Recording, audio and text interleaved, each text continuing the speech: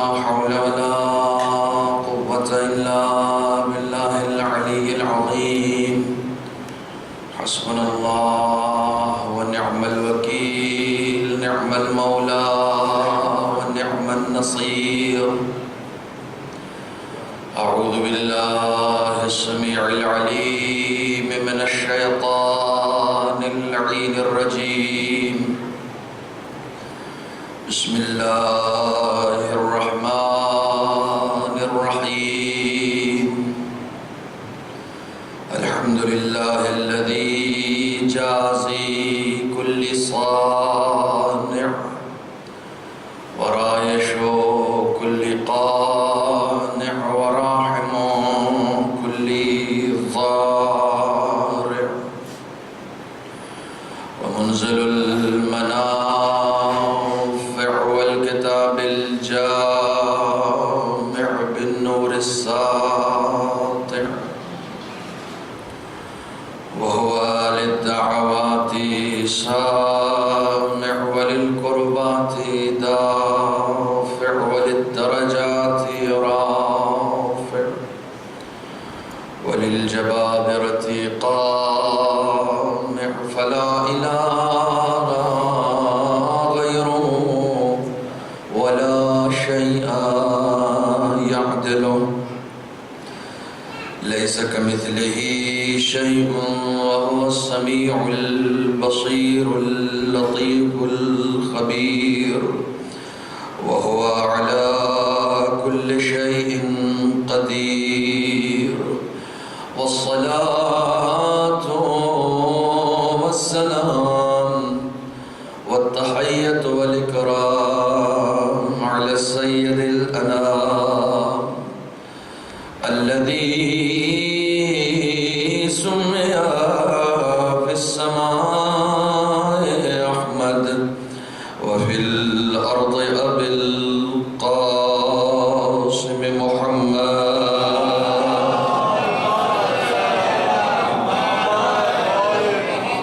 وعلى أهل بيته الطيبين الطاهرين المعصومين المظلومين الذين أذهب الله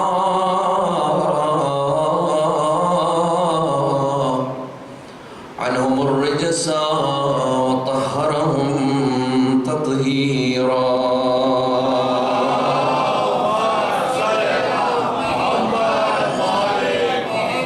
ولعنة الدائمة الباقية على أعدائهم وغاصب حقوقهم ومنكر فضائلهم أجمعين. أما بعد، فقد قال الله الحكيم في القرآن الكريم: بسم الله الرحمن الرحيم. ولتكن منكم أمة يدعون إلى الخير ويأمرون بالمعروف وينهون عن المنكر وأولئك هم المفلحون.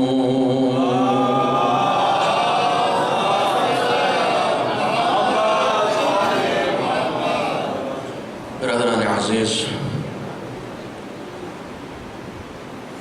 اخلاقیات کربلا کے حوالے سے اس سلسلہ گفتگو کو آپ مسلسل سماعت فرما رہے ہیں. آج اس کی چوتھی قسط یہ سماعت ہے. اب تک کی گفتگو میں تعریف اخلاق اور مکارم اخلاق کے مراتب پر جو گفتگو ہوئی وہ آپ کے پیش نظر ہے. آج کی گفتگو کو گزشتہ بیانات سے متصل کرتے ہوئے آپ تمامی عزادار حسین کی خدمت میں وہ مراتب اور وہ تہذیب کہ جو اخلاق اخلاق کو اختیار کرنے کے لیے ضروری ہیں، ان کی طرف چند معروضات آج آپ کی خدمت میں پیش کرنا ہے۔ موضوع بے حد بسیط موضوع ہے۔ اگر صرف کربلائی اخلاقیات پر گفتگو کی جائے تو یقین جانیے کہ 10 دن بھی اس گفتگو کے لیے کم ہے، لیکن بہرحال محدود وقت ہے اور اس محدود وقت میں اپنی گفتگو کو سمیٹ کر نتیجہ بھی آپ کے حوالے کرنا ہے۔ لہذا کل جس مرحلہ فکر پر گفتگو پہنچی تھی، وہاں میں نے صرف ایک حدیث حضرت امام جعفر صادق علیہ السلام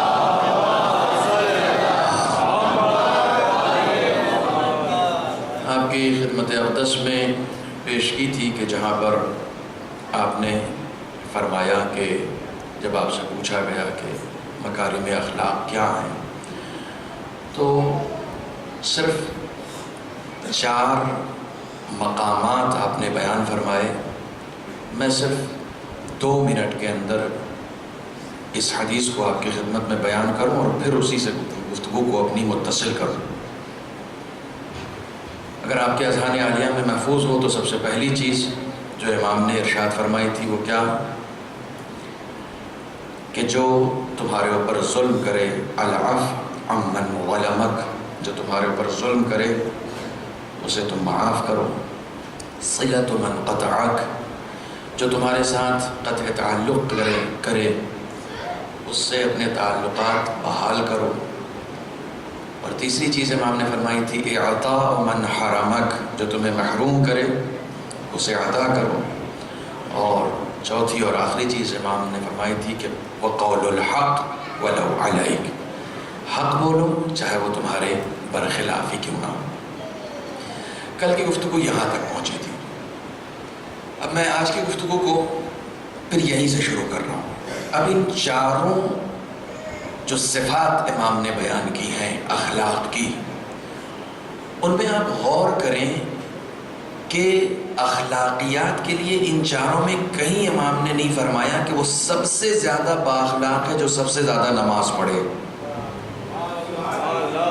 امام نے کہیں نہیں فرمایا کہ وہ سب سے زیادہ بااخلاق ہے جو سب سے زیادہ روزے رکھے، وہ سب سے زیادہ بااخلاق ہے جو سب سے زیادہ حج کرے۔ یہ وہ عبادتیں ہیں کہ جن کا تعلق براہ راست عبد اور معبود سے ہے۔ بہت توجہ فرمائیے گا، عبد اور معبود سے ان کا تعلق ہے۔ نماز کا تعلق بندے اور خدا سے ہے، روزے کا تعلق بندے اور خدا سے ہے، حج کا تعلق بندے اور خدا سے۔ جتنی بھی فروع دین کی قسمیں ہیں، اگر ان پر آپ غور کریں گے تو عبادتوں کی جو فروع دین ہیں وہ کتنے ہیں؟ 10 ہیں۔ عبادتوں کی جو قسمیں بیان کی گئی ہیں ان میں کچھ عبادتیں تو ایسی ہیں کہ جن کا تعلق صرف عبد اور معبود کے درمیان ہے، لیکن جیسے ہی آپ آگے بڑھتے جاتے ہیں، نماز، روزہ، حج، یہاں تک تو عبد اور معبود ہے۔ بہت توجہ رکھیے گا، میری طرف متوجہ رہیں تاکہ بات متصل ہو سکے۔ ایک صلوات پڑھیں محمد علیہ۔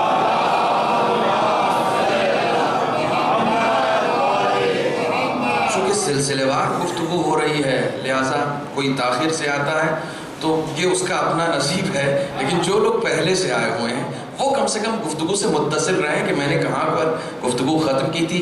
خمسے یا عشرے کا مطلب ہی یہ ہوتا ہے کہ گفتگو تسلسل وار ہونی چاہیے، تاکہ پہلے کی گفتگو جو آپ کے ذہنوں میں ہے وہ محفوظ رہے اور اس کے بعد پھر آج کی گفتگو کو آگے بڑھایا جائے۔ یہ 4 صفتیں جو امام نے بیان کی ہیں اخلاق کے لیے، یہ دیکھیے اخلاق ہی سے آیا ہے خلق۔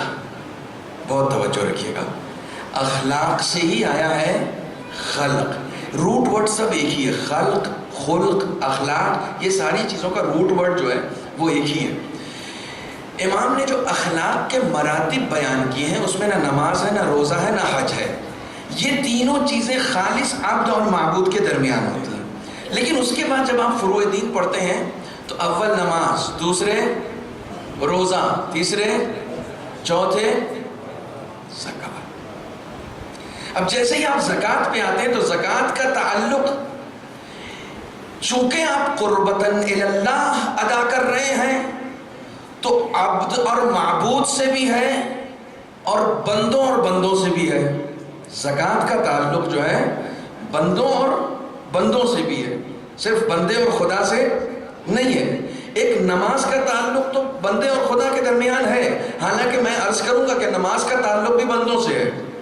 خداوند عالم اگر یہ نماز خالص عبد اور معبود کے درمیان کا رشتہ ہوتی، کاش میں اپنی بات پہنچا، خالص عبد و معبود کے درمیان ہوتی تو گھر میں اور اکیلے پڑھنا زیادہ ثواب ہوتا، مسجد میں آ کر معاشرے میں پڑھنا زیادہ ثواب نہیں ہوتا. یعنی یہاں پر بھی اس نماز میں بھی کہیں نہ کہیں تعلق بندوں سے ہے، کہیں نہ کہیں تعلق بندوں سے. ان گہرائیوں کو سمجھنا پڑے گا، ان گہرائیوں کو کہ خداوند عالم نے اس نماز کو، ٹھیک ہے آپ مستحبی نماز پڑھ رہے ہیں، اکیلے میں پڑھیں، گھر میں پڑھیں، زیادہ ثواب ہے، لیکن جو واجب ہے اس کو آ کے جماعت کے ساتھ پڑھیں، اس کو آ کے مسجد میں پڑھیں، زیادہ ثواب، جامع مسجد جائیں گے اور زیادہ ثواب ملے گا. یعنی جتنا آپ مجمع میں جاتے جائیں گے، عبادت تو خدا کی ہے، لیکن جتنا مخلوق کے درمیان جا کر پڑھتے جائیں گے اتنا زیادہ ثواب بڑھتا چلا جائے گا. خداوند عالم اپنی سب سے پہلی عبادت سے یہ سمجھانا چاہتا ہے کہ مخلوق سے کٹ کے رہنا عبادت نہیں کہلاتا ہے، مخلوق کے درمیان رہنا عبادت کہلاتا ہے.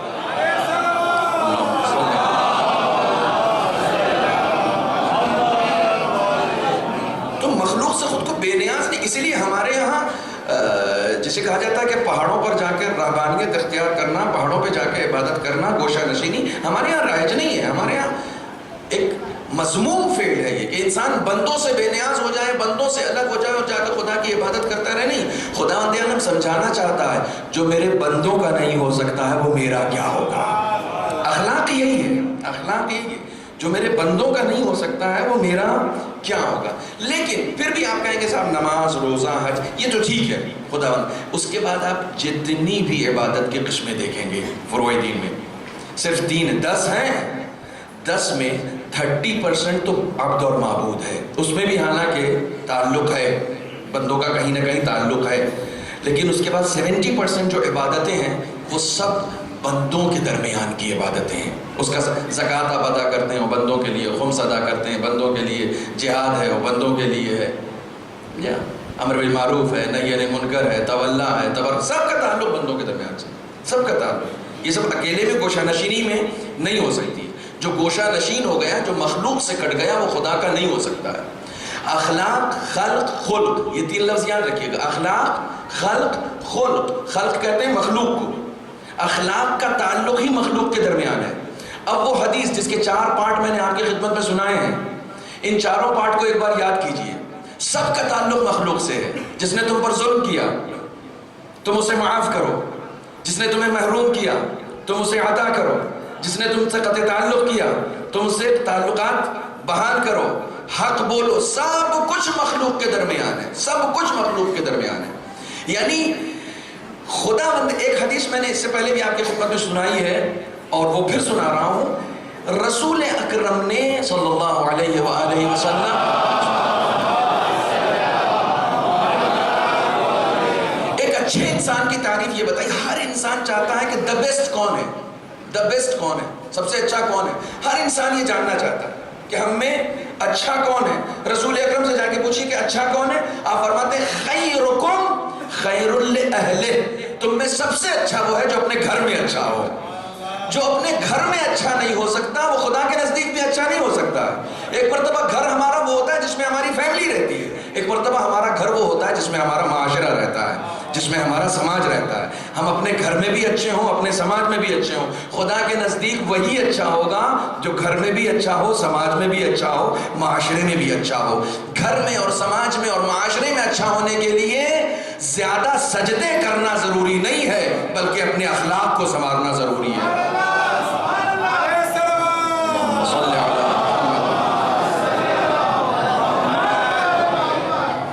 جتنا تم اپنے اخلاق کو سنوارتے چلے جاؤ گے، جتنا تم اپنے آپ کو مزین کرتے چلے جاؤ گے، اتنا زیادہ، یعنی جتنا مخلوق میں محبوب ہوتے چلے جاؤ گے. آپ دیکھیے مولا کائنات کو پوری دنیا نے محروم کیا ہے، ائمہ حضرات کو پوری کائنات نے محروم کیا ہے. بھیڑ ہمیشہ باطل کی طرف زیادہ تھی، لیکن ان باطل پرستوں کے درمیان بھی اگر کوئی محبوب شخصیت تھی تو وہ اہل بیت علیہ السلام کی. ان باطل پرستوں میں بھی لوگ کھاتے دوسروں کی تھی کا تھے لیکن گاتے ہمیشہ اہل بیت کا تھے. اس کی بہت ساری مثالیں.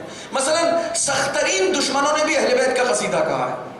سخت ترین دشمنوں نے بھی اہل بیت, مثلا عمرو عاص سخت ترین دشمن ہے اہل بیت کا, سخت ترین دشمن ہے, جس نے مولا کائنات کو انگوٹھی کی سیاست کے ذریعے سے خلافت سے دور رکھا تھا. آپ یقین کریں کہ مولا کائنات کے بارے میں اس نے قصیدہ کہا. سخت ترین دشمن ہے. تم نے قصیدہ کیوں کہا ہے؟ تم نے تعریف کیوں کی ہے؟ تم تو اس پارٹی کے ہو نا, اس پارٹی کی تعریف کیوں کر رہے ہو؟ دنیا لینی ہوتی ہے تو وہاں جاتے ہیں, لیکن قلب کو مطمئن کرنا ہوتا ہے تو اہل بیت کے دروازے پر آتے ہیں. جو قابل تعریف ہوگا تعریف صرف اسی کی ہوگی.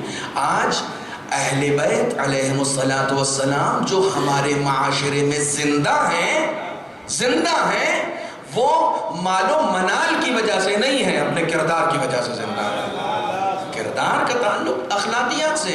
کل میں نے آپ کی خدمت میں عرض کیا کہ ایک الزام جو ہے دین اسلام کے اوپر کے تلوار کے ذریعے سے اور زبردستی پھیلا ہے.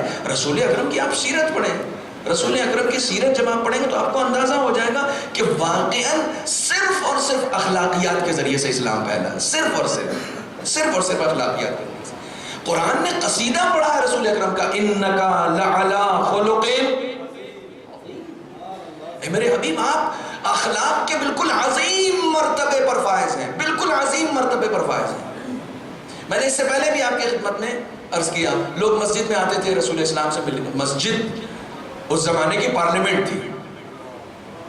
یہ سیرت باقی رہنی چاہیے, یہ دستور باقی رہنا چاہیے. ہمارے یہاں کی مسجدوں کو اپنے محلے کے پارلیمنٹ کی حیثیت ہونی چاہیے. ہمارے یہاں دوسروں کے عیوب کے اوپر تو ڈسکشن ہم کرتے ہیں مسجدوں میں بیٹھ کر, ان کے اوپر تو ڈسکشن کرتے ہیں, فلاں صاحب نے ایسا کر دیا, فلاں کی لڑکی نے یہ کر دیا, فلاں کے لڑکے نے وہ کر دیا. ان سب چیزوں پر تو بہت ڈسکشن ہوتا ہے, لیکن ان مسجدوں میں ڈسکشن کس بات پر ہونا چاہیے؟ کون زیادہ پریشان ہے, اس کی پریشانی ہم کیسے دور کر سکتے ہیں؟ کون بیماریوں میں مبتلا ہے, اس کی بیماری کا علاج کیسے کیا جا سکتا ہے؟ ان سب باتوں پر ڈسکشن ہونا چاہیے. مسجد کے امام کے پاس پورا بایو ڈاٹا ہونا چاہیے کہ اس شہر میں کتنے لوگ غریب ہیں, کتنے لوگ امیر ہیں, کتنے لوگ ایجوکیشن والے ہیں, کتنے لوگ ان پڑھ ہیں. ان سب چیزوں کا بایو ڈاٹا مسجد کے امام کے پاس ہونا چاہیے, ان سب چیزوں کا, تاکہ کوئی بھی کسی بھی مشکل میں ہو تو اس کی مشکل کو آسان کیا جا سکے, اور اس کی مشکل کو یا مسجدوں سے آسان کیا جائے گا یا امام باڑوں سے آسان کیا جائے گا. یہی وہ مراکز ہے.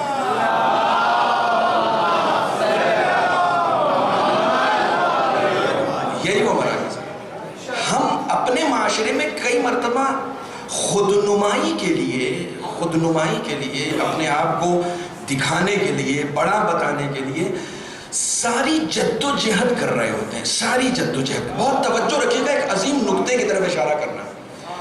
مجھے انصاف سے بتائیے کہ آخرت میں کتنے دن رہنا ہے؟ بتائیے کتنے دن رہنا ہے آخرت؟ دیکھیے میں گفتگو ایسے ہی کروں گا. آپ اگر خطابت کی توقع رکھے ہوئے ہیں تو میں خطابت جانتا نہیں ہوں, یا آپ جانتے ہیں؟ آخرت میں ہمیں کتنے دن رہنا ہے؟ قرآن تو پڑھو, ہمیشہ ہم فیہا خالدون. جہنم میں جائیں گے تو بھی خالدون, جنت میں جائیں گے تو بھی خالدون. ہمیشہ. ہمیشہ کا مطلب کیا ہوتا ہے؟ کوئی بتائے تو مجھے ہمیشہ کا مطلب کیا ہوتا ہے؟ 100 سال, 200 سال, 400 سال, 500 سال, 1000 سال, 2000 سال, 50,000 سال, 1 کروڑ سال, کتنے؟ نہیں, ہمیشہ. تم اس کی حد نہیں معین کر سکتے ہو, تم اس کی حد نہیں معین کر سکتے ہو. ہمیشہ رہنا. یہاں کتنے دن رہنا ہے؟ یہاں کتنے دن رہنا ہے؟ میں بولتا ہوں, آپ میرا 50, 60, 70, 80, تھوڑا سا اور کھینچیں, 90 اور جائیں, نہیں 100 چلے جائیں, 110 چلے جائیں, 150 چلے جائیں, میکسیمم 100, मैक्सिमम 100। ना खुदा ने अच्छे लोगों को नूह की उम्र दी है, ना बुरे लोगों को फिरौन की उम्र दी है। गुफ्तगू से कनेक्ट रहिए, जो भी गुफ्तगू हुई है उससे कनेक्ट रहिए। ना अच्छे लोगों को नूह की उम्र दी है अब, ना बुरे लोगों को फिरौन की उम्र दी है। 400 साल तो सिर्फ हुकूमत की है फिरौन ने, तो ये सब तो अब मैक्सिमम 100 साल। 100 साल इंसाफ से बताइए, एक जगह रहना है मुझे 100 साल, एक जगह रहना है मुझे हमेशा। मैं मेहनत किस जगह के लिए कर रहा हूं? मैं भागदौड़ किस जगह के लिए कर रहा हूं? मैं पसीना किस जगह के लिए बहा रहा हूं? मैं मतलब ये सारी भागदौड़ मेरी कहां के लिए हो रही है? मुझे कहां जाना है? मेरा एम क्या है? मेरा टारगेट क्या है? ये इतना पसीना जो मैं बहा रहा हूं, कहां के लिए बहा रहा हूं? वहां के लिए जहां मुझे हमेशा रहना है, या वहां के लिए जहां मुझे 50-100 साल रहना है? यही जब इंसान सोचने लगता है ना, तो फिर दीन की तरफ राग़िब होता है कि नहीं, यहां आलीशान मकान बनाना कमाल नहीं है। आलीशान मकान तो वहां बनाना कमाल है जहां हमेशा रहना है। आलीशान मकान तो वहां होना चाहिए जहां हमेशा रहेंगे। यहां देखिए, दुनिया में चाहे हम जितने दिन रह लें, किराए के मकान में ही है, चाहे वो अपना ही क्यों ना हो। लेकिन हकीकत क्या है?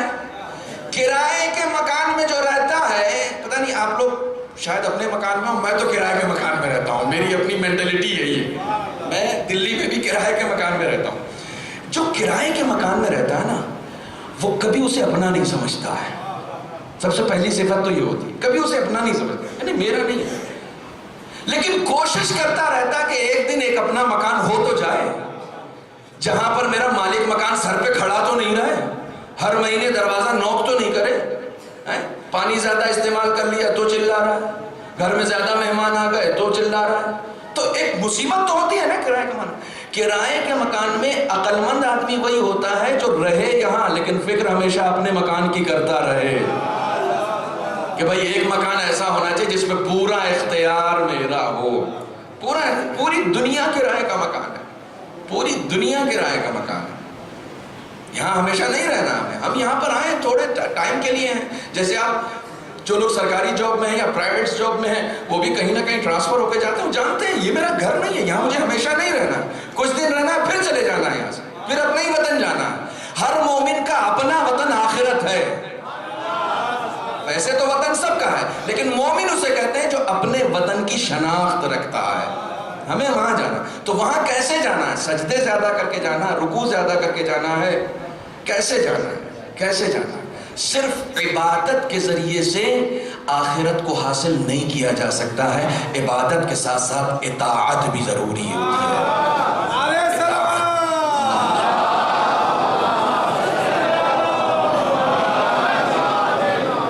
इबादत के साथ साथ इताअत। इताअत का सलीका कौन सिखाएगा? दीन। बहुत तवज्जो रखिएगा, बहुत तवज्जो। इताअत का सलीका कौन सिखाएगा?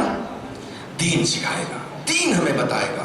वो खुदा हमें बताएगा जिस खुदा ने हमें जिंदगी दी है कि जिंदगी जीना कैसे, इस जिंदगी को जीना कैसे।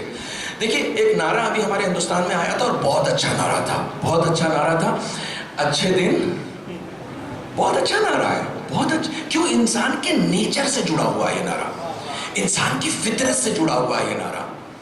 ये नारा हिटलर ने भी दिया था, हमारे प्रधानमंत्री जी ने भी दिया। अच्छी बात है, अच्छी बात है, उन्होंने भी दिया।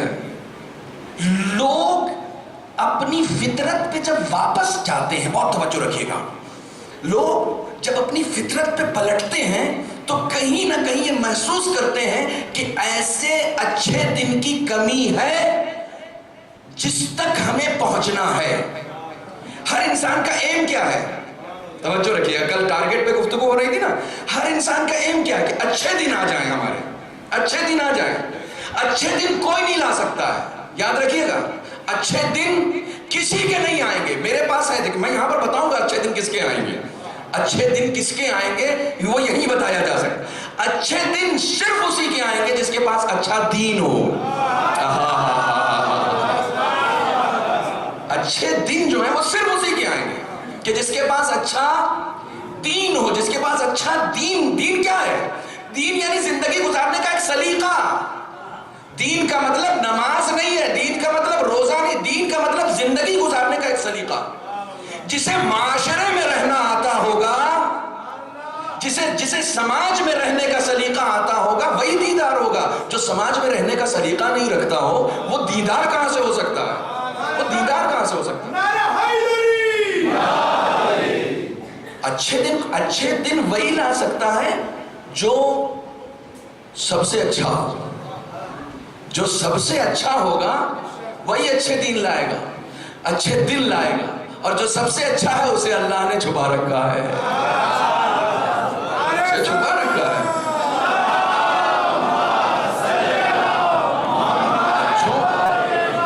کیونکہ اچھوں کے لوگ دشمن ہو جاتے ہیں نا. اس سے پہلے 11 کو تم نے قتل کر دیا تو خدا نے ایک کو چھپا دیا، کیونکہ خدا نے قرآن میں وعدہ کیا ہے کہ ایک دن اچھا دن میں بھی لاؤں گا. قرآن میں کہا ہے کہ اس روئے زمین پر ایک دن حکومت ہوگی. کس کی؟ عدالت کی. عدالت کی جب حکومت ہوگی تبھی اچھے دن آئیں گے. جہاں عدالتیں حکومت کرتی ہیں وہاں اچھے دن آتے ہیں. جہاں عدالتوں پہ حکومت کی جاتی ہے وہاں اچھے دن نہیں آیا کرتے. صلوات پڑھیں محمد و آل محمد.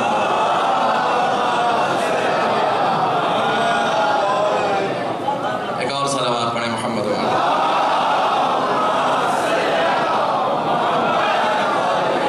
جملہ معترضہ تھا جو آ گیا آپ کے درمیان. خیرکم خیر لأہلہ، تم میں سب سے اچھا وہ ہے کہ جو سب سے اچھا اپنے گھر میں ہو، اپنے معاشرے میں ہو، اپنے اہل و عیال کے درمیان ہو. اہل و عیال صرف گھر والے نہیں ہوتے، بہت توجہ رکھیے گا. اہل و عیال صرف باپ، بیٹا، بیوی، بھائی، بہن، یہ سب نہیں ہوتے. اگر یہی سب ہوتے تو کبھی سلمان اہل میں سے نہ ہو جاتے. سلمان و منا اہل البیت جو ہے نا، یہ بتا رہا کہ اہل محدود نہیں ہے. تمہارے معاشرے کے لوگ بھی تمہارے اہل والے ہیں، تم ان کے درمیان اچھے رہنا سیکھو، تم ان کے حقوق ادا کرنا سیکھو. یہ صرف رشتہ داروں کو اہل نہیں کہا جاتا. اگر رشتہ داروں کو اہل ہی کہا جاتا تو نوح کا بیٹا نااہل نہ ہو جاتا. اور جب نوح کا بیٹا بیٹا ہے لیکن پھر بھی نااہل ہو گیا. کیوں؟ جس سے کردار نہیں ملتا ہے وہ اہل والا نہیں ہوتا ہے. جس سے کردار ملتا ہے اہل والا وہ ہوتا ہے. رسول اسلام کی ایک صفت، بہت ساری صفات میں نے کل ذکر کیا تھا لیکن صفات کا ذکر نہیں کر سکا تھا، ان کی اخلاقیات کا ذکر نہیں کر سکا تھا. حسین منی وانا من الحسین. آپ رسول کی سیرت کو دیکھتے جائیے، امام حسین کی سیرت خود بخود آپ کے سامنے آتی چلی جائے گی، خود بخود آتی چلی جائے گی. میں عرض یہ کر رہا تھا کہ اس زمانے میں مسجدیں جو ہوتی ہیں، بات کہاں سے کہاں چلی گئی تھی، آپ یاد نہیں دلاتے لیکن مجھے یاد آ جاتا ہے ممبر کی برکت سے، کہ اس زمانے میں جو مسجدیں ہوتی ہیں وہ ہوتی تھی، وہ پارلیمنٹ، قضاوت وہاں ہوتی تھی، فیصلے وہاں ہوتے تھے، لوگوں کی پرابلمز وہاں سولو کی جاتی تھی. توجہ فرما رہے. تو کوئی نیا آدمی جب آتا تھا نا، انٹری ہوتی تھی اس کی شہر میں، تو آ کے اسی مجمع میں بیٹھ جاتا تھا تو اس کی نظر ڈھونڈتا رہتا. ایکم رسول اللہ، تم میں سے رسول کون ہے؟ سب سے پہلا اخلاق، لوگوں کے درمیان ایسے رہتے تھے کہ پہچانے بھی نہیں جاتے تھے کہ ان میں رسول کون ہے. ایسے رہتے تھے کہ یعنی کبھی اپنے آپ کو منفرد اور اونچی جگہ پر بیٹھنا اور بتانا کہ میں رسول نہیں، لوگوں کے درمیان بیٹھتے تھے. آنے والا پہچان نہیں پاتا تھا کہ ان میں رسول کون ہے، ان میں رسول کون ہے. جو لوگوں کے درمیان لوگوں کی طرح رہتا ہو وہی لوگوں کے درد کو سمجھ سکتا ہے، وہی لوگوں کی پرابلمز کو سمجھ سکتا ہے. جو الگ سے اپنے آپ کو منفرد بنا کے الگ بیٹھ کر رہتا ہے وہ لوگوں کو نہیں سمجھ سکتا. سب سے پہلی صفت یہ تھی رسول اسلام کی کہ وہ لوگوں کے درمیان ایسے رہتے تھے کہ بالکل ان میں سے ایک ہیں. یہ صفت اتنی زیادہ رسول اسلام میں پائی جاتی تھی کہ قرآن کو گواہی دینا پڑی. هو الذی بعث فی الامیین رسولا منکم. اس خدا نے تمہارے درمیان میں سے رسول بھیجا، تمہارے درمیان میں سے. اب لوگ غلطی پر جیسے کہا جاتا ہے کہ دھوکہ کھا گئے کہ منکم کا مطلب یہ ہے کہ یہ ہمارے جیسے ہیں. یہ دھوکہ کھا گئے نہیں، تمہارے جیسے نہیں ہیں لیکن تمہارے درمیان ہیں. اور تمہارے درمیان اس طریقے سے رہتے ہیں کہ بالکل اپنے آپ کو ممتاز. لباس شہرت پہننا حرام ہے. لباس شہرت پہننا، اب آج کل ایک سے ایک لباس نکل گیا. مطلب جینس جتنی پھٹی ہوئی ہے اتنی زیادہ مطلب کیا ہے؟ آپ کو جسم چھپانا ہے یا دکھانا ہے؟ نہیں پہنو نا، اگر دکھانا یہ تو مت پہنو۔ مطلب عجیب و غریب ہے، میں نے شو رومز دیکھے ہیں ممبئی میں صاحب، عجیب و غریب قیمت، ایک جینس کی قیمت جو ہے وہ 15-20 ہزار روپے ایک چیز، اب وہ پوری پھٹی ہوئی۔ میں نے کہا اس طرح کے کپڑے تو میں نے یہاں بہت رکھے ہوئے ہیں جس کو ہم نے ریجیکٹ کر دیا ہے۔ جو ریجیکٹڈ چیزیں ہیں وہ مہنگی، عجیب زمانہ آ گیا، عجیب زمانہ آ گیا۔ اچھا یہ کیا چیز ہے؟ یہ کیا چیز ہے؟ جب اس طرح کا لباس انسان پہن کے نکلتا ہے نا، ہر آدمی اس کو غور سے دیکھتا ہے۔ اسے لباس شہرت کہتے ہیں۔ لباس شہرت پہننا حرام ہے۔ تم لوگوں کی بھیڑ سے الگ نظر آؤ، یہ خدا نہیں چاہتا۔ نہیں، تم لوگوں کے درمیان لوگوں جیسے نظر آؤ، الگ نہیں، الگ نہیں۔ اب میرے اوپر ٹارگٹ مت کیجیے گا کہ آپ تو سب سے الگ ہیں۔ یہ لباس رسول ہے، یہ لباس رسول ہے۔ اور اس زمانے میں صرف رسول نہیں پہنتے، سب پہنتے تھے، اس لیے لوگوں کو کنفیوژن ہوتا تھا۔ سب پہنتے، رسول کی طرح لباس سب پہنتے تھے۔ اب ہم لوگوں نے محسوس کر لیا کہ صرف مولوی پہنے گا۔ امامہ مستحب ہے، امامہ یہ ردا مستحب ہے، یہ لباس جو مستحب ہے۔ اب آپ نے محسوس کر دیا کہ صرف مولوی پہنے گا تو ہم لوگ مجبور ہیں، ہم لوگ پہن رہے ہیں، ورنہ آپ بھی پہن سکتے ہیں۔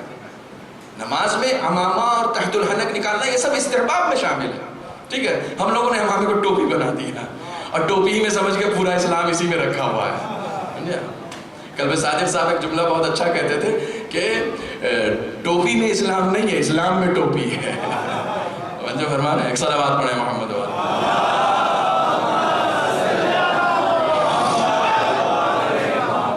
ایک صلوات آہستہ سے پڑھیں۔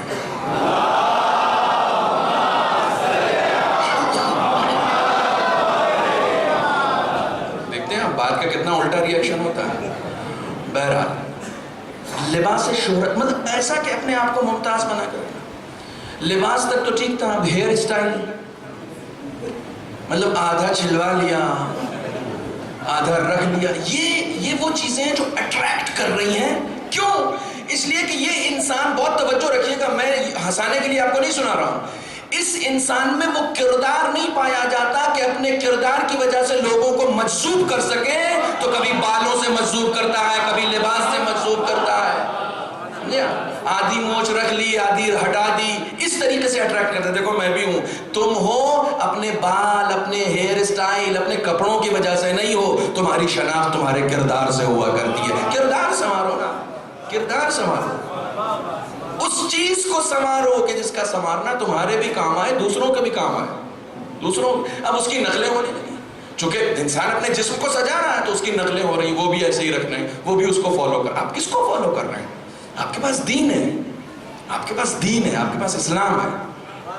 جن کے پاس دین ہوتا ہے وہ دینداروں کو فالو کرتے ہیں۔ اچھا اخلاق اپنانے کے لیے سب سے پہلی چیز یہ بتائی گئی کہ خوش اخلاقوں کے ساتھ بیٹھو، بد اخلاقوں کے ساتھ نہیں بیٹھا کرو۔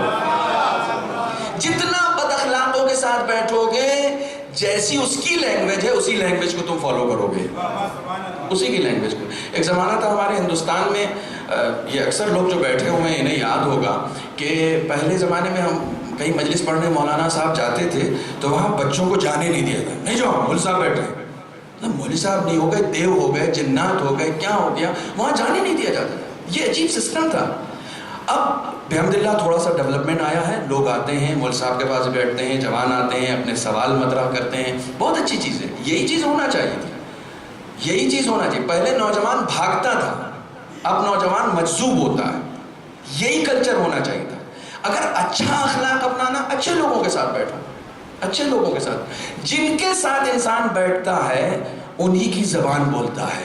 اسی لیے حدیث میں آیا ہے، دیکھیے میں اکثر کہتا ہوں کہ میں خطابت نہیں کرتا ہوں، میں حدیثیں سناتا ہوں۔ حدیث میں آیا ہے کہ قیامت میں ہر شخص اپنے دوست کے ساتھ محشور ہوگا، جس کو چاہتا ہوگا اسی کے ساتھ محشور ہوگا، جس کو فالو کر رہا ہے۔ میں جس کو چاہتا ہوں میں اس کو فالو کر رہا ہوں، میں فلاں ہیرو کو چاہ رہا ہوں، اس کی ہیئر اسٹائل فالو کر رہا ہوں، تو میں اس کے ساتھ محشور ہوں گا، میں اس کے ساتھ چاہتا ہوں۔ کیوں؟ اس لیے کہ میرے لیے رول ماڈل وہ تھا، میرے لیے آئیڈیل وہ تھا. قرآن کہتا لَقَدْ كَانَ لَكُمْ فِي رَسُولِ اللَّهِ أُسْوَةٌ حَسَنَةٌ. تمہارے لیے آئیڈیالوجی جو ہے وہ رسول میں موجود ہے, کسی اور میں موجود نہیں ہے. تم رسول کو فالو کرو, رسول کو فالو کرو, کسی اور کو فالو نہیں کرو. کیونکہ انسان جس کو چاہتا ہے اس کو فالو کرتا ہے, اس کو فالو کرتا ہے.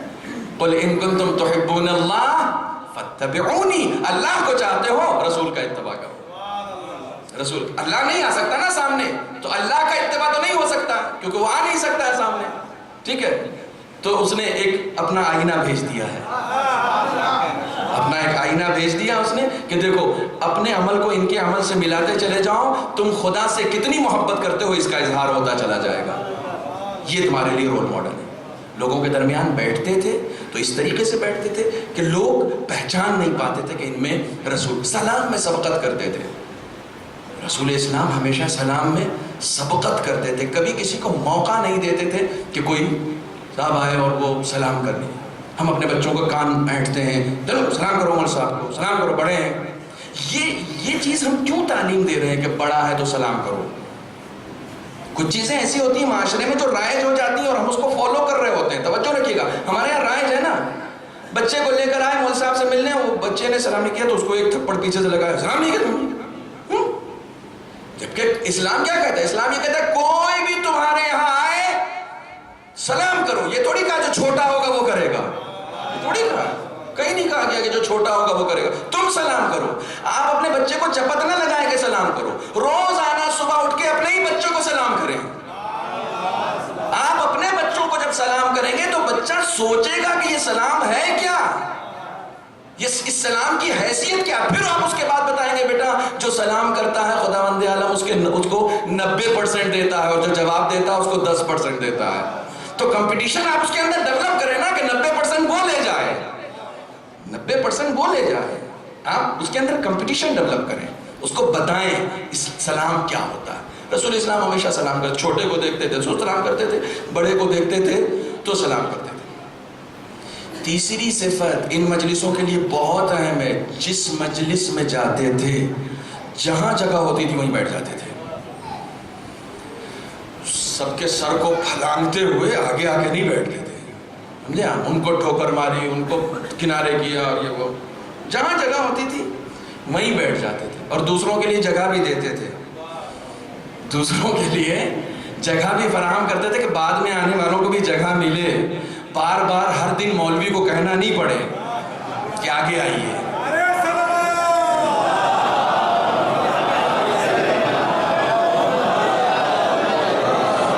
آگے اچھی خاصی جگہ, پیچھے پورا بھر گیا. کیا نعرہ حیدری آج کنجوسی سے لگانا ہے آپ لوگوں کو؟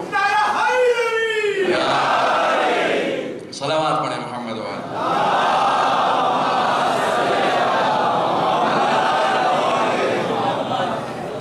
دوسروں کے لیے یاد رکھیں, یہ اصول ہیں, اخلاقی اصول ہیں.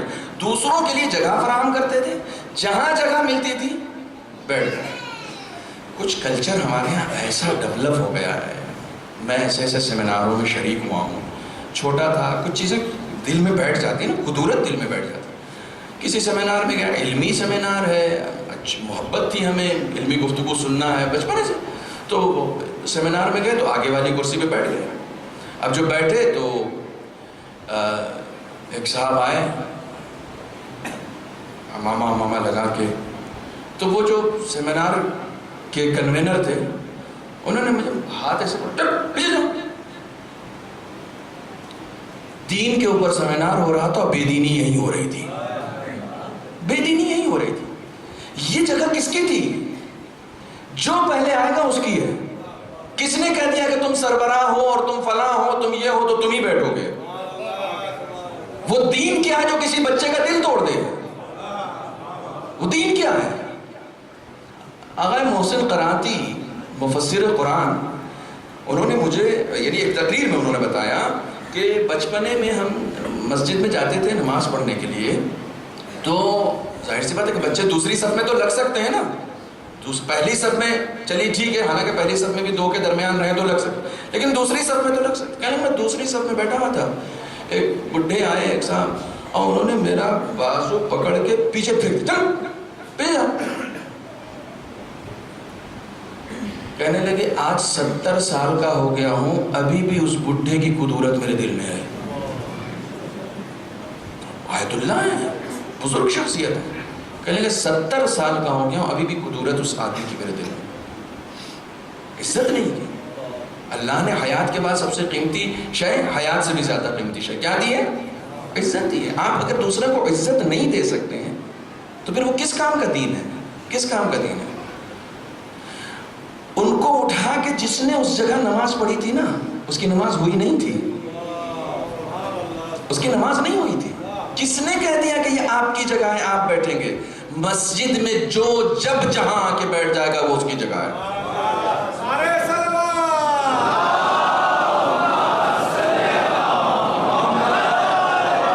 کسی بچے کو بھی اگر آپ اٹھا کے پیچھے بھیجیں گے تو آپ کی نماز وہاں نہیں ہوگی، کیونکہ بچہ آ کے بیٹھا ہے.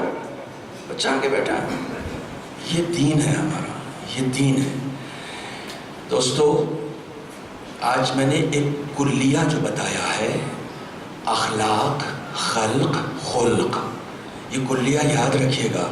جو خلق کے لیے اچھا نہیں ہو سکتا ہے وہ خدا کے لیے بھی اچھا نہیں ہو سکتا. ہم علی والے لوگ ہیں. ٹھوکر لگتی ہے کس کو بلاتے ہیں؟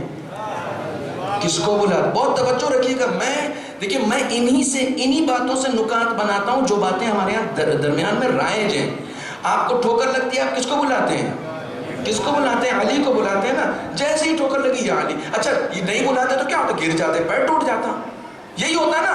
تو پیر ٹوٹ جاتا تو جڑ جاتا نا، جڑ جاتا. نہیں، آپ نے بلایا کہ علی بچائیں گے. بہت توجہ رکھیے گا، بہت ظریف نکتہ عرض کر رہا ہوں. آپ نے بلایا کہ علی بچائیں گے. آپ کا پیر نہ ٹوٹے، آپ کی آنکھ نہ ٹوٹے، آپ کا سر نہ ٹوٹے. یہ عقیدہ ہے آپ کا کہ اگر آپ کو ٹھوکر لگے گی اور آپ علی کو بلائیں گے تو علی آگے بچائیں گے. آپ کا پیر ٹوٹنے سے محفوظ رہ جائے گا، سر ٹوٹنے سے محفوظ رہ جائے گا. نوجوانوں، میں یہی بتانا چاہ رہا ہوں، صرف پیر ٹوٹنے سے انسان مفلوج نہیں ہوا کرتا. بد اخلاقی سب سے بڑا مفلوج ہونا ہے، سب سے بڑی معذوری ہے ایک انسان کی بد اخلاقی. انسان کوئی گناہ کر، اس کا نفس جو ہے اسے گناہ کی طرف لے جا رہا ہے. میں کہتا ہوں جب یہاں ٹھوکر لگتی ہے تو علی کو بلاتے ہو، جب نفسانی ٹھوکریں لگتی ہیں تب علی کو کیوں نہیں بلاتے ہو؟ تب علی کو کیوں نہیں بلاتے؟ کوئی گناہ ہو تب علی کو علی سے مدد چاہو نا. یا علی یہ گناہ، اس کا موقع آ گیا ہے، یہ گناہ مجھ سے کہیں ہو نہ جائے، آپ میری مدد کریں. جو علی تمہیں یہاں تمہارے جسم کو گرنے سے بچا سکتا ہے، وہی تمہاری روح کو بھی گرنے سے بچا سکتا ہے.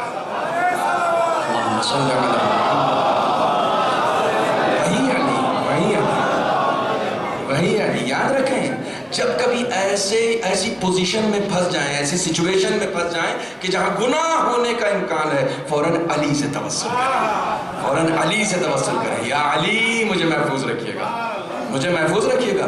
بھائی میں گروں گا تو میرا صرف پیر ٹوٹے گا، لیکن اگر میں کسی اخلاقی مرحلے میں گر گیا تو میرا دین برباد ہو جائے گا. یہاں تو ظاہری حیات، خلقی اعتبار سے میں مجروح ہو جاؤں گا، لیکن اگر کوئی گناہ مجھ سے سرزد ہو گیا تو میں خلقی اعتبار سے مجروح ہو جاؤں گا. خلقی اعتبار سے مجروح ہو جاؤں. لہٰذا اپنے آپ کو اس طریقے سے سیو کرنا. بہرحال دیکھیں وقت اچھا خاصا گزر گیا اور میں ابھی مقدمے میں پھنسا ہوا ہوں. ایک صلوات پڑھیں محمد و آل محمد.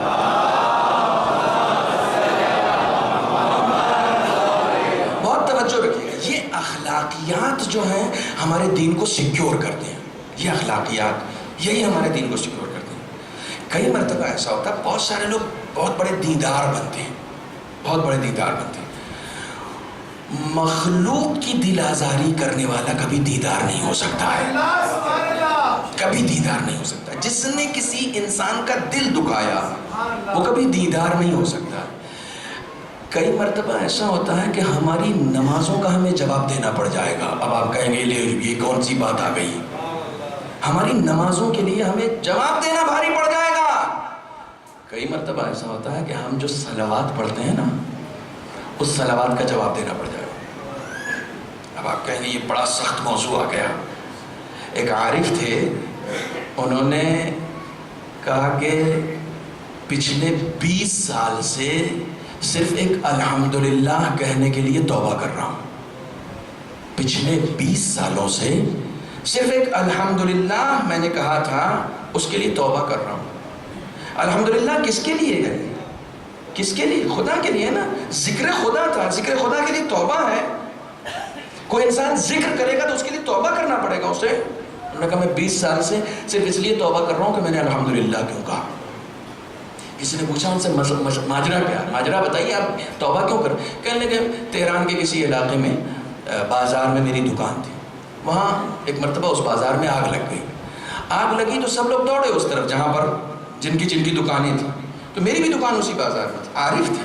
میری دکان بھی اسی بازار میں تھی. جب میں اس بازار میں گیا تو میری دکان کا پڑوسی جو تھا وہ ادھر سے دوڑا ہوا آ رہا تھا. تو میں نے اس سے پوچھا کیا حال ہے؟ تو اس نے کہا آپ کی دکان بچ گئی. کہنے لگے میں نے الحمدللہ کہا. اس نے کہا آپ کی دکان بچ گئی ہے تو میں نے اس پر الحمدللہ کہا. تو پوچھنے والے نے پوچھا کہ اس میں استغفار کی کیا بات ہے؟ کہا خدا نے ایک اصول بتایا جو اپنے لیے پسند کرو وہی دوسروں کے لیے پسند کرو. میں کتنا سیلفش ہو گیا کہ دوسرے مومن بھائیوں کی دکان جل گئی, مجھے اس پر افسوس نہیں ہوا. میری دکان بچ گئی, مجھے اس پر خوشی ہو رہی ہے. بہت سخت ہے, بہت سخت ہے. ابھی یہ انسانیت ہمارے اندر نہیں آئی ہے. یہاں فرش حسین کربلا ہمیں یہ والی انسانیت سکھاتی ہے. یہ والی انسانیت سکھاتی ہے. مولا کائنات کئی رات بھوکے سو جاتے تھے لیکن ان کا پڑوسی کبھی بھوکا نہیں سوتا تھا. ان کا پڑوسی کبھی بھوکا نہیں سوتا تھا. جس علاقے میں سید سجاد رہتے تھے اس علاقے میں کبھی کوئی پڑوسی ان کا بھوکا نہیں سویا ہے, جبکہ وہ خود کئی راتوں بھوکے سوئے ہیں. خود کئی راتوں بھوکے سے. جس وقت غسل دیا ہے امام محمد باقر علیہ السلام نے,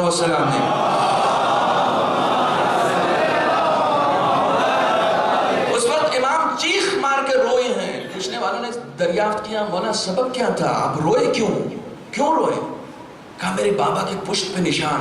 کہا کس چیز کا؟ وہ کربلا کا نشان ابھی تک باقی ہے؟ کہنے کہ وہ تو ہے ہی لیکن ایک دوسرا نشان تھا. کہا مولا کس چیز کا؟ کہا کربلا کے بعد 35 سال تک میرا بابا اپنی پیٹھ پر کھجوروں کی بوریاں لاد کر جب تک رات میں فقراء میں تقسیم نہیں کر دیتا تھا سوتا نہیں تھا. سوتا نہیں تھا. یہ کردار ہے ہمارا, یہ تاریخ ہے ہماری, یہ تاریخ ہے. ہمیں اپنے حال پہ رونا چاہیے, ہمیں اپنے حال پہ رونا چاہیے.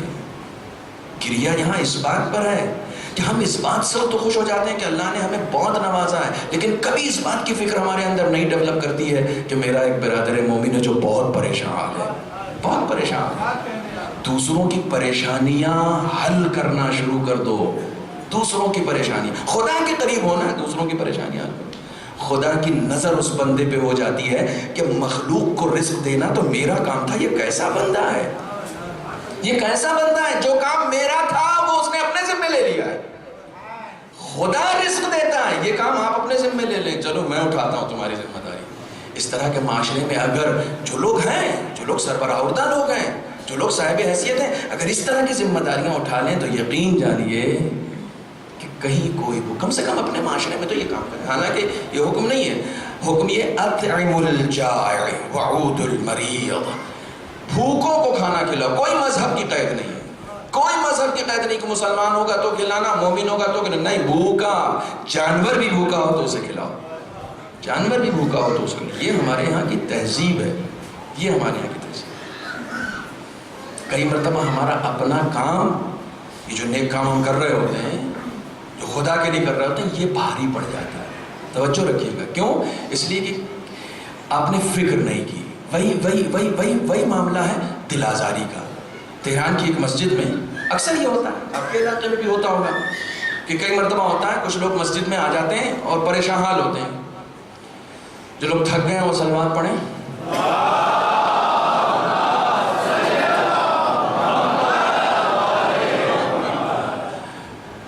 پریشان حال ہوتے ہیں, مسجد میں جاتے ہیں تو وہ ان کا مقصود یہ ہوتا ہے کہ مومنوں کے درمیان جائیں گے تو طلب کریں گے, میری حاجت پوری ہو جائے گی. نماز مغرب و عشاء کے درمیان ایک شخص کھڑا ہوا تہران کی مسجد میں. توجہ فرمائیے گا. ایک شخص کھڑا ہوا, ظاہر سی بات ہے کہیں مسافر تھا, سفر میں آیا تھا, کچھ جیب کٹ گئی, جو بھی ہوا, اپنی حاجت بیان کرنا چاہ رہا تھا. لوگ سمجھ گئے کہ یہ مانگنے آیا ہے. مسجد والے, نماز پڑھنے والے جو تھے وہ سمجھ گئے کہ یہ مانگنے آیا. جیسے ہی کھڑا ہوا ایک آدمی نے سلوات پڑھوا دی. اب سلوات ہوئی تو یہ آدمی اس نے سوچا کہ جیسے ہی سلوات ختم ہوگی میں اپنی بات شروع کروں. اب سلوات جیسے ہی ختم ہوئی دوسرے والے نے کہا کہ اور بلندر سلوات. تو وہ سلوات دوسری سلوات شروع ہوئی, پھر چپ ہو گیا. دوسری سلوات ختم ہوئی تو پیچھے سے ایک آدمی نے تیسری سلوات پڑھوا دی. یہ سمجھ گیا کہ شاید مجھے بات کرنے نہیں دیں گے یہ لوگ. بیٹھ گیا. نماز عشاء کے لیے امام کھڑے ہوئے تو امام نے نیت سے پہلے ایک مرتبہ لوگوں کا رخ کیا. کہنے لگے یہ 3 سلواتیں جو آپ نے پڑھی ہیں نا, اب اس کے لیے توبہ کر لیجئے گا. کیا کر لیجئے گا؟ توبہ کر لیجئے گا. سلوات کے لیے توبہ کرنا پڑے گا. جو ہم نے محمد و آل محمد پہ درود بھیجا اس کے لیے توبہ کرنا پڑے گا. جی توبہ کرنا پڑے گا. کیوں؟ وہ صلوات قبول ہوتی ہے جو قربتاً اللہ ہو, کسی کو چپ کرنے کے لیے نہ ہو. آپ نے ایک بندے مومن کو گفتگو نہیں کرنے دیا, بولنے نہیں دیا. یہ نہ بولے اس لیے صلوات پڑھی آپ نے.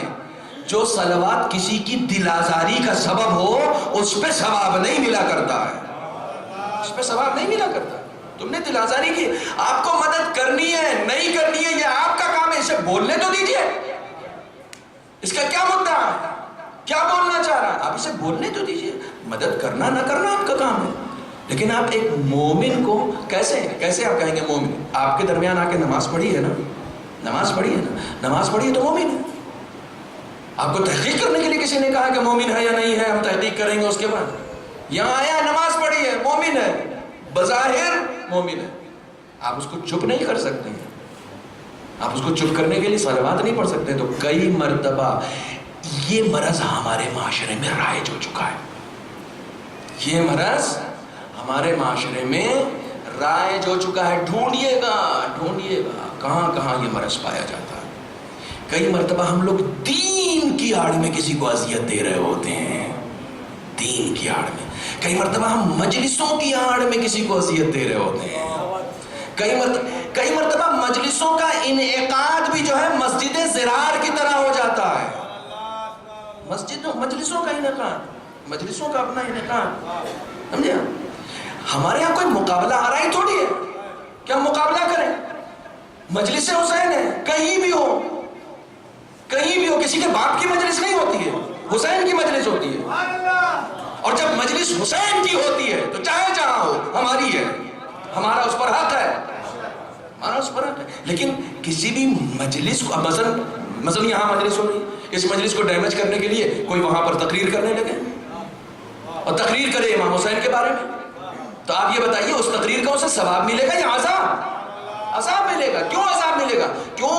ایک حق کے مقابلے میں دوسرے حق کو لا کر اس نے کھڑا کر دیا ہے. حق کے مقابلے میں باطل لوگ کھڑے ہوا کرتے ہیں, حق والے نہیں کھڑے ہوا کرتے.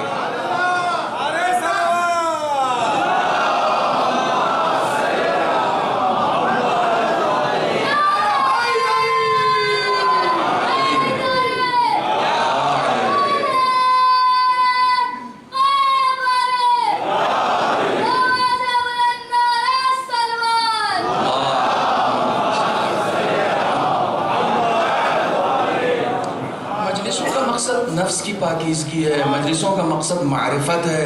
مجلسوں کا مقصد یہ تھوڑی ہے کہ ہم تعداد میں اضافہ کریں, یہ مقصد تھوڑی ہے. ہاں فگرز بہت بڑھ گیا. بھوپال میں صاحب روزانہ 10 مجلسیں ہوتی ہیں. ایک مجلس ہو لیکن اثر تو ہو.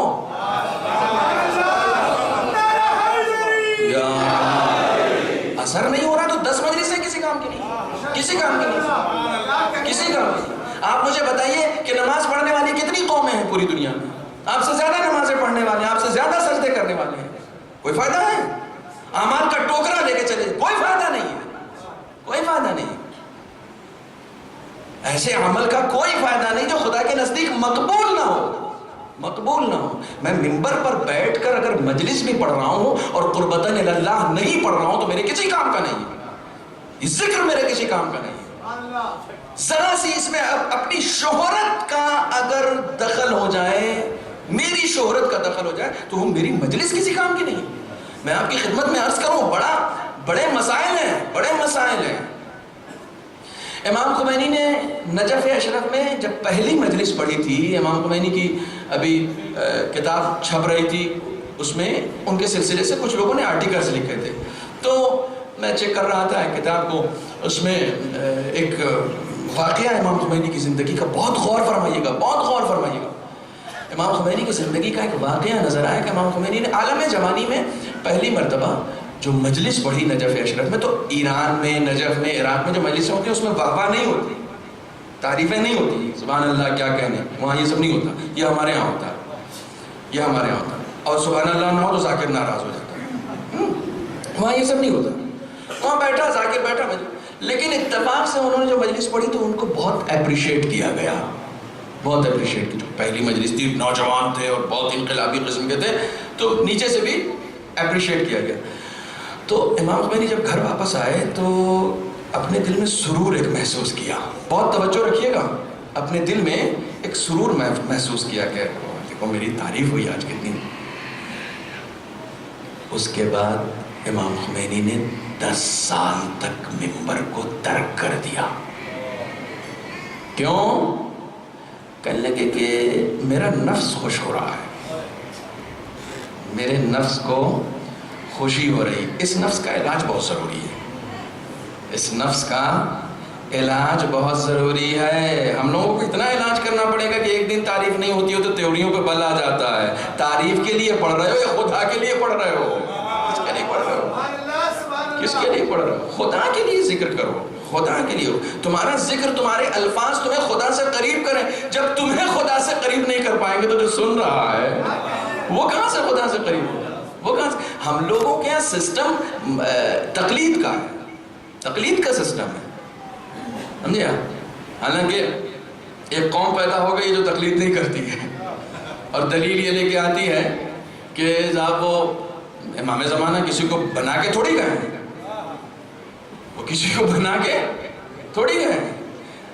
حالانکہ ذرا سا اگر یہ غور کرتے تو یہ امام زمانہ پہ وہی الزام ہے جو سقیفہ والوں نے رسول پہ لگایا تھا، بالکل وہی الزام ہے، تقریباً وہی الزام ہے جو کہ رسول ایسے ہی چلے گئے، چھوڑ کے چلے۔ ارے یہی تو وہ لوگ کہہ رہے تھے کہ رسول چھوڑ کے چلے گئے، کسی کو نہیں بنایا۔ نہ رسول چھوڑ کے جاتا ہے امت کو تنہا، نہ رسول کا نائب چھوڑ کے جاتا ہے، سسٹم ہے، سسٹم ہے، رسول نے بھی بنایا تھا۔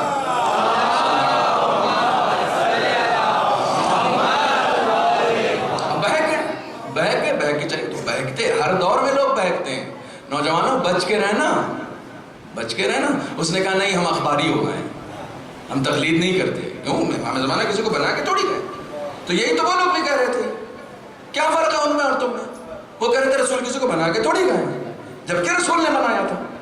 نہ رسول امت کو خالی چھوڑ کے جاتا ہے، نہ رسول کا نائب چھوڑ کے جاتا ہے۔ رسول بھی بنا کے گئے تھے، امام بھی بنا کے، حکم ہے نا، حکم ہے۔ کیا حکم ہے؟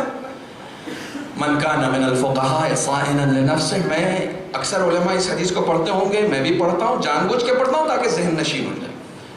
اگر حالانکہ آج دوسری مجلس بھی ہے لیکن میں وقت پہ ختم کر دوں گا، آپ مطمئن رہیں۔ من کان من الفقہاء صائنا لنفسہ حافظا لدینہ مخالفا لہواہ مطیعا لامر مولاہ۔ 4 صفتیں بتائیں۔ فللعوام ان یقلدوا، کیا کیا؟ نفس کی صیانت کرتا ہو، یہ نفس اس کے اوپر غالب نہ ہو، وہ اپنے نفس کے اوپر صرف عالم ہونا شرط نہیں ہے، نہیں صرف عالم ہونا شرط نہیں ہے، بلکہ اس کا نفس اس کے کنٹرول میں رہتا ہو، نفس اس کے اوپر غالب نہیں ہوتا، ہوا و ہوس کی مخالفت کرتا ہو، ٹھیک ہے، دین کی حفاظت کرتا ہو اور اپنے امر مولا کا مطیع ہو۔ یہ 4 صفتیں بتائیے، یہ 4 صفتیں بتائیے۔ صرف عالم ہونا تقلید کے لیے شرط، صرف پڑھا لکھا ہونا تقلید کے لیے شرط نہیں ہے۔ ہم لوگوں کو صرف علم کے پیچھے نہیں بھگایا جاتا ہے، اس علم کے پیچھے بھگایا جاتا ہے جو تقویٰ کے ساتھ ساتھ ہو۔ جہاں تقویٰ نہیں ہوگا وہاں علم کی کوئی حیثیت نہیں، کوئی حیثیت، تقویٰ ہونا چاہیے۔ ظاہراً آیت اللہ حکیم کے بعد، میں نام مجھے بھی نہیں بتایا گیا تو میں کہاں سے بتا دوں گا آپ کو، آیت اللہ حکیم کے بعد ایک بہت بڑی شخصیت تھی۔ آیت اللہ حکیم کے بعد یا کسی اور مرجع کے بعد، مجھے یاد نہیں آ رہا آج، کسی اور مرجع کے بعد بہت بڑی شخصیت تھی کہ جن کو مطلب معروف تھا کہ ان کو اب مرجع تقلید یہی ہے، اب انہی کو ہونا. بہت بڑی شخصیت، ہر ایک کو، یعنی بچہ جانتا تھا کہ اب تو یہی مرجع تقلید ہے. توضیح المسائل ان کی ہے، سب کچھ ہے، بڑی شخصیت تھی، علمی شخصیت. تو ان سے پہلے والے کا جیسے آیت اللہ خوئی کا انتقال ہوا تو سب کو معلوم تھا کہ آیت اللہ سیستانی، سب کو معلوم تھا، مشہور ہے، کیونکہ ایسی شخصیتیں عرف عام میں آ جاتی ہیں سامنے. ویسے وہ بھی آ گئے تھے. جس دن ان کا انتقال ہوا ہے وہ حرم امیر المؤمنین میں گئے زیارت کے لیے، علیہ الصلوۃ والسلام زیارت کے لیے گئے. تو ذرا سا دل میں ایک خیال یہ آ گیا کہ اب ان کے بعد میری تقلید ہوگی. انتقال ہو گیا نا، اب میری تقلید ہوگی. انتقال کے دوسرے دن پورا حوضہ ان کے دروازے پر جمع، پورا حوضہ. اب مبارک ہو ماشاءاللہ سے، اب یہ عہدہ جو ہے آپ کی گردن پہ آ گیا. کہنے لگے میں مرجع تقلید نہیں ہوں. لوگ کان کھڑے ہو گئے، کیا ہو گیا؟ کہنے لگے میری تقلید نہیں ہوگی. لوگوں کے حواس باختہ ہو گئے کہ یہ ہوا کیا. ساری دنیا جانتی ہے کہ یہی ہے اس وقت مرجع، ان کے لیول کا علم کسی کے پاس نہیں ہے، انہی کو ہونا ہے. لیکن انہوں نے منع کر دیا، صاف صاف منع کر دیا. کہنے لگے آپ اور بھی علماء ہیں اور بھی مراجع کرام، ان کی طرف رجوع کریں، میں نہیں ہوں. صاف صاف اپنی مرجعیت سے انکار کر دیا. اچھا جب مرجعیت سے انکار کرتے تو ہو ہی نہیں سکتا، انکار کر دیا. ان کے ایک شاگرد نے ان سے پوچھا کہ آخر ماجرا کیا تھا، آپ نے کیوں منع کر دیا جبکہ سب کو معلوم ہے کہ آپ ہی کو ہونا تھا؟ کہنے لگے ان کے انتقال کے بعد میرے دل میں ایک سرور آ گیا تھا، اور جس کا نفس مرجعیت پر خوش ہو جائے وہ لوگوں کا مرجع تقلید نہیں ہو سکتا ہے. تقویٰ شرط ہے، صرف علم کافی نہیں ہے، صرف علم کافی نہیں ہے. یہ سرور جو دل میں محسوس ہو رہا ہے، یہ سرور نہیں محسوس ہونا چاہیے، یہ سرور نہیں محسوس ہونا چاہیے. اللہ اکبر. جب تک تقویٰ نہیں ہوگا علم کسی کام کا نہیں. یہ بہت ساری باتیں مجھے عرض کرنی تھی اور میں نہیں عرض کر سکا، لیکن کل کی مجلس میں انشاءاللہ کوشش کروں گا کہ اس موضوع کو کمپلیٹ کروں، چونکہ آج مجھے بیان یہ کرنا تھا کہ وہ کیا طریقے ہیں اور کس طریقے سے ہم اپنے ان عادات کو، جو عادتیں ہماری بنی ہوئی ہیں، ان عادات کو ہم کس طریقے سے سنوار سکتے ہیں. اس کے اوپر انشاءاللہ کل گفتگو ہوگی. ہمارے پاس کردار ہیں، ساری دنیا ان کرداروں کے لیے ترس رہی ہے، ساری دنیا ترس رہی ہے.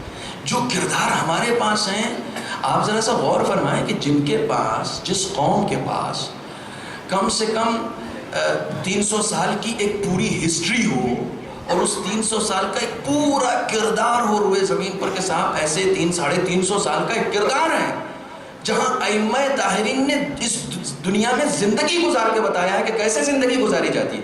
یہ کسی کے پاس نہیں ہے. جو تاریخ سیرت ہے وہ کسی کے پاس نہیں ہے، صرف ہمارے پاس ہے. اگر اس کے بعد بھی ہم ان تمام قوموں میں ممتاز قوم نہیں ہوئے تو اس کا مطلب یہ ہے کہ یہ کردار صرف کتابوں میں محفوظ ہو کر رہ گیا ہے، ابھی ہمارے کرداروں میں نہیں آیا.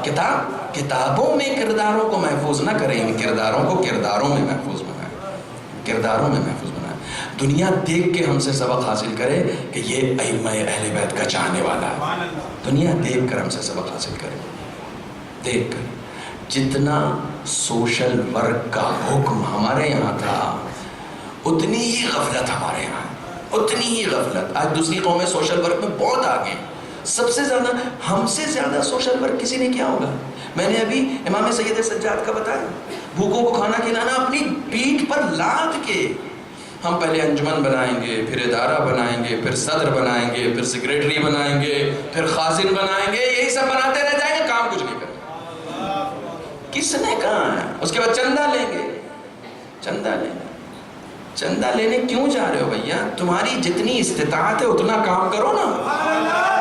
کس نے تم سے بتا دیا کہ جب تک تم چندہ نہیں لوگے کام نہیں کر پاؤ گے؟ پہلے اپنی جیب سے خرچ کرنا سیکھو، بعد میں لوگوں کی جیبوں پہ نظر رکھو، بعد میں لوگوں کی جیبوں پہ نظر رکھو.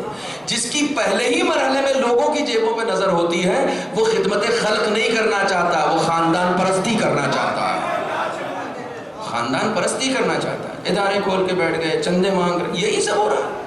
کام زمینی سطح پر کچھ. مولا کائنات نے کون سی چندہ لے کے لوگوں کی مدد کی؟ کس امام نے چندہ لے کے لوگوں کی مدد کی؟ مجھے بتائیے کس امام؟ آپ کی جتنی استطاعت ہے اتنا کیجیے، اس سے زیادہ نہیں مانگا گیا آپ سے. اس سے زیادہ آپ سے طلب ہی نہیں کیا گیا. ہر انسان اپنے طور پر ذمہ دار ہے, ہر انسان. لیکن بہرحال ایک پورا سسٹم بنا ہوا ہے. اب اس سسٹم کو چھیڑوں گا تو پھر تو ایسے ہی دھمکیاں ملتی رہتی ہیں, اور چھیڑوں گا تو پھر ہر جگہ سے دھمکیاں ہی مل جائیں گی. ایک پورا سسٹم بنا. ایک جگہ پڑھ دیا تھا میں نے, بعد میں ایک صاحب کا فون آ گیا میرے پاس کہ سنا آپ نے چندے کے خلاف پڑھا. فون تو آتے ہی ہیں, فون کہیں سے بھی آ سکتا ہے. سنا آپ نے چندے کے خلاف پڑھا. میں نے کہا کیا غلط پڑھا, میں نے کیا غلط پڑھا. میں نے ان سے ایک سوال کیا کہ میں نے کہا آپ سے قبر سے لے کر محشر تک کوئی فرشتہ آ کے پوچھے گا کہ تم نے چندہ کیوں نہیں لیا؟ کوئی فرشتہ آپ سے آ کے پوچھے گا کہ تم نے چندہ کیوں نہیں لیا؟ نہیں پوچھے گا نا. تو جس بارے میں فرشتے پوچھیں گے ہی نہیں, اس بارے میں محنت کر کے فائدہ کیا؟ اس بارے میں محنت کریں نا جس بارے میں پوچھا جائے گا. وہ پوچھا یہ جائے گا تمہاری جیب تو گرم تھی, اس کے بعد بھی تم نے دین کی خدمت کیوں نہیں کی؟ اس کے بعد بھی تم نے لوگوں کو کھانا کیوں نہیں کھلایا؟ اس کے بعد بھی تم نے لوگوں کی فقیری دور کیوں نہیں کی؟ یہ پوچھا جائے گا. یہ نہیں پوچھا جائے گا چندہ کیوں نہیں لیا, یہ نہیں پوچھا جائے گا. اپنی استطاعت جتنی ہے اتنی استطاعت پر کام کریں. لیکن ہم ایک ایسے سسٹم میں ہیں جو سسٹم پورا مفلوج ہو چکا ہے, جو سسٹم پورا. ابھی میں کسی مولوی کو بلاؤں, معاف کیجئے گا میں بہت سخت بولنے لگا ہوں, میں کسی مولوی کو بلاؤں اور کہوں کہ صاحب مسکین بھائی 5 منٹ زیادہ ہو جائے, بار بار آپ مجھے دیکھیے نہیں, وہ یہ بار بار دیکھ رہے ہیں مجھے, زیادہ ہو جائے تو ہونے دیے, کوئی بات نہیں, رات تک نہیں ہے. صلوات پڑھیں محمد والے.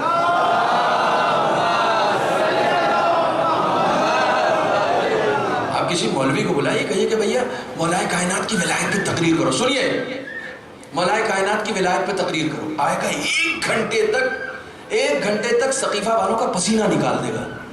1 گھنٹے تک نہ اہلوں کو بٹھا دیا اور اہل والے کو کنارے کر دیا.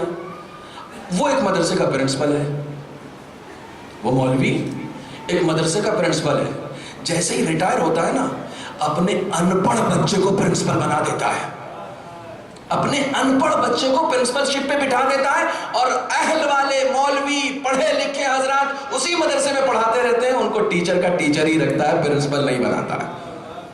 کمال ہے. سقیفہ والوں پہ لعنت بھیجتا ہے اور خود کام سقیفہ ہی کرتا ہے. خود وہی کام کر رہا ہے جو سقیفہ والوں نے اہل والے کو کنارے کر دیا, نہ اہلوں کو بٹھا دیا. تم بھی تو یہی کام کر رہے ہو, تم بھی تو یہ کام, تاکہ موٹی تنخواہ جو تمہارے پاس آ رہی تھی وہ اب تمہارے بیٹے کو جائے. جسے تنخواہ کی فکر ہوتی ہے وہ علم نہیں بانٹ سکتا ہے, وہ ادارے نہیں چلا سکتا ہے. ادارے وہ چلائے گا جو علی کی سیرت کو اختیار کرنے کا دم اپنے اندر رکھتا ہو. یہ سیرت اختیار کرنے کا دم جب اپنے اندر آئے گا نا, یہ دم جب اپنے اندر آئے گا, تب قوم آگے بڑھے گی, تب ترقی کرے گی, تب فکر آگے بڑھے گی. بیٹوں کو آگے بڑھا رہے ہیں, بھتیجوں کو آگے بڑھا رہے ہیں. علم کو آگے بڑھاؤ, تقویٰ کو آگے بڑھاؤ, دین کو آگے بڑھاؤ. خاندان پرستی اسلام نہیں سکھاتی ہے, دین پرستی اسلام سکھاتا ہے. دین پرستی اسلام نے سکھایا. دین کو آگے بڑھاؤ, دین کو. اہل بیت کا کردار آپ دیکھیے, اہل بیت کا کردار دیکھیے. لوگوں نے بہت ساری رشتہ داریاں جوڑی. رشتہ داریاں جوڑنے کا اہل بیت کے اوپر کوئی اثر نہیں, کوئی اثر نہیں. جو جتنا عمل اور تقوی کی بنیاد پر ان سے قریب ہوتا گیا وہ ان کا قریبی ہوتا گیا. سلمان منا اہل البیت ہو گئے, ابو ذر منا اہل البیت ہو گئے. ابو ذر کے لیے بھی حدیث ہے منا اہل البیت. یہ لوگ ہو گئے. خوب مولوی صاحب سے کہتے ہیں سلمان کے ایمان پر, ابو ذر کے ایمان پر. سلمان کتنے درجے پر فائز تھے؟ بولیے 10. ابو ذر 9, مقداد 8. آپ ہم اس پر کیوں نہیں بات کرتے ہیں بھائی؟ ہم اس پہ کیوں نہیں بات کرتے ہیں؟ سلمان 10ویں پر ہے, ابو ذر 9ویں پر ہے, مقداد 8ویں پر ہے. ہم کتنے پر ہیں؟ میرا نمبر کب آئے گا؟ ابھی نمبرنگ شروع ہوئی ہے یا 0 ہی میں پڑے ہوئے ہیں. ہم اس پہ بات نہیں کرتے ہیں. اس پہ سلمان معصوم نہیں تھے, ابو ذر معصوم نہیں تھے, مقداد معصوم نہیں تھے. ٹھیک ہے, ہم ان کی نمبرنگ پہ گفتگو کرتے ہیں, اپنی نمبرنگ کی فکر نہیں کرتے ہیں. یقین جانیے رسول کا پیروکار وہ ہوتا ہے جو اپنا نمبر بڑھانے کی فکر میں رہتا ہے. میرا کچھ تو نمبر آئے, کہیں پر تو میں جاؤں, کہیں پر تو میرا اسٹیج آئے. حبیب کس مقام پر تھے؟ مسلم ابن اوسجہ کس مقام پر تھے؟ کس مرتبے پر فائز تھے؟ ظاہراً یہ آپ کی خدمت میں روایت سنا چکا ہوں, کس مقام پر تھے کہ انہیں غیب کی خبریں ہونے لگی تھی, آنے والے زمانے کی خبریں ہونے لگی تھی. آنے والے ایک لمیٹیڈ اب ایک موضوع گفتگو نہیں بنائیے گا کہ غیب کی خبریں، آنے والے زمانے کی خبریں ہو جاتی ہیں چلو۔ حبیب بیٹھے ہوئے ہیں میثم تمار کے ساتھ، کہنے لگے میری آنکھیں دیکھ رہی ہیں کہ کسی کو علی کے عشق میں دار پہ چڑھایا جائے گا۔ حبیب میثم کو چڑھایا نہیں گیا، حبیب کو معلوم ہے، حبیب کو معلوم۔ میثم مسکرا کے کہہ رہے ہیں کہ ہاں میری بھی آنکھیں دیکھ رہی ہیں کہ حسین کے عشق میں کسی کے سر کو نوکے نیزہ پر بلند کر کے اسی کوفے کے بازاروں میں پھر آیا جائے گا، اسی کوفے کے بازار، کوفے میں بیٹھ کے بات ہو رہی ہے، ابھی نہ کربلا ہوئی ہے نہ میثم کا واقعہ ہوا ہے، کچھ نہیں ہوا ہے۔ باتیں کرتے کرتے یہ لوگ چلے گئے، تھوڑی دیر کے بعد رشید حجری آئے تو لوگ وہاں جو بیٹھے ہوئے تھے آپس میں گفتگو کرنے لگے، کہنے لگے یہ حبیب اور میثم کو کیا ہو گیا، پتہ نہیں کیسی کیسی باتیں کرتے ہیں بہکی بہکی۔ وہ کہتا ہے کسی کو دار پہ چڑھایا جائے گا، وہ کہتا ہے کسی کے سر کو نوکے نیزہ پہ چڑھایا جائے گا اور کوفے میں پھرایا جائے گا۔ تو رشید حجری کہتے ہیں میثم نے بس یہی بتایا کہ حبیب کے سر کو نیزے پہ چڑھایا جائے گا، یہ نہیں بتایا کہ جو حبیب کے سر کو اٹھائے ہوگا اسے 100 درہم زیادہ دیے جائیں گے۔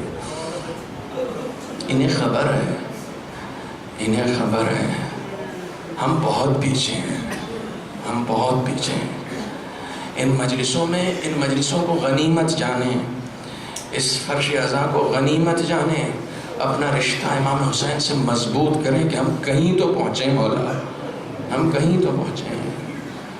مصیبتوں سے زیادہ اپنی کوتاہیوں پر گریہ کرنا چاہیے، ان مصیبتوں سے زیادہ اپنے پچھڑنے کا رونا چاہیے۔ ہم بہت پچھڑے ہوئے ہیں، ہمیں بہت آگے ہونا چاہیے۔ اہل بیت کی غلامی کا شرف ہمیں ملا ہے، اس شرف کے ملنے کے بعد بھی انسان پیچھے رہ جائے، اس شرف کے ملنے کے بعد بھی انسان کہیں نہ پہنچے، یہ بہت بڑی کوتاہی، بہت بڑی کوتاہی۔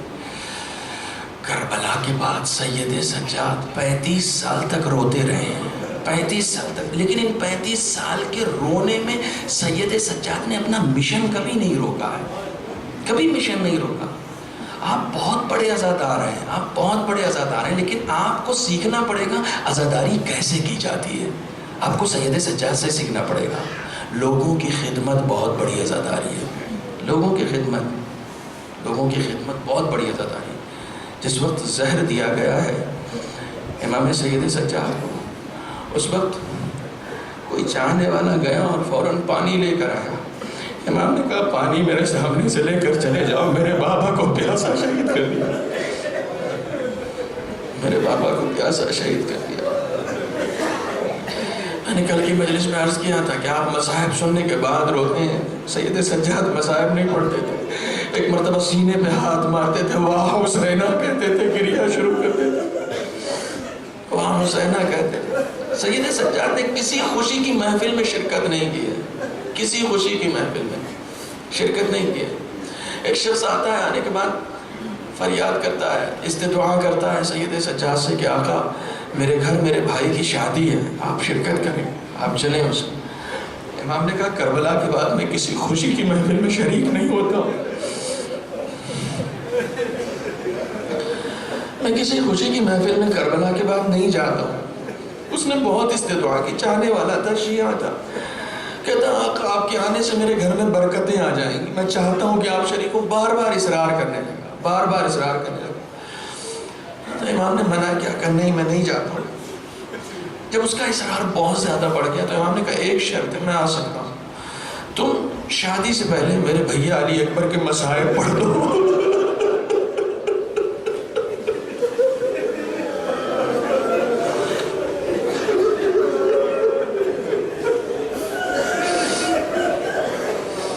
شادی سے پہلے مصائب پڑھ دو، میں آ جاؤں، میں آ جاؤں۔ آپ کو بعض لوگوں کو شرم آتی ہے گریہ کرنے میں آ جاؤں۔ امام نے اس میں مان لیا، کہا تھا بالکل مصائب پڑھوں گا، میں شادی سے پہلے مجلس کروں گا، مصائب پڑھوں گا، آپ تشریف لائیں۔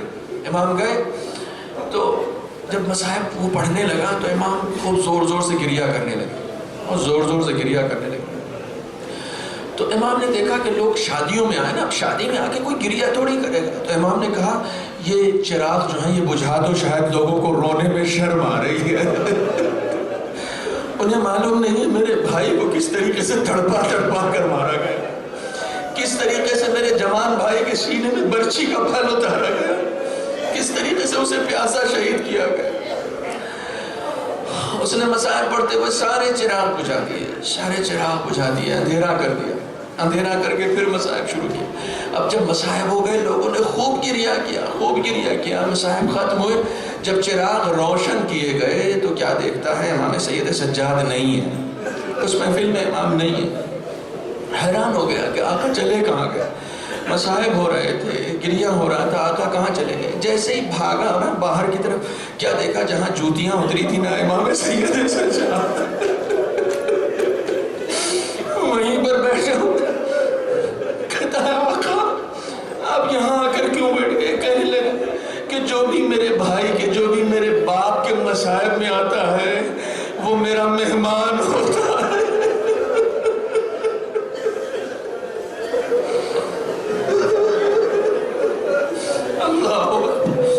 کہنے لگے اب یہ لوگ تمہاری شادی سے رخصت نہیں ہو رہے, یہ سب میرے باپ کی مظلومیت کو سن کر رو رہے ہیں, یہ سب میرے مہمان ہیں. اب یہ جو رخصت ہوں گے نا تو ان کو میں رخصت کروں.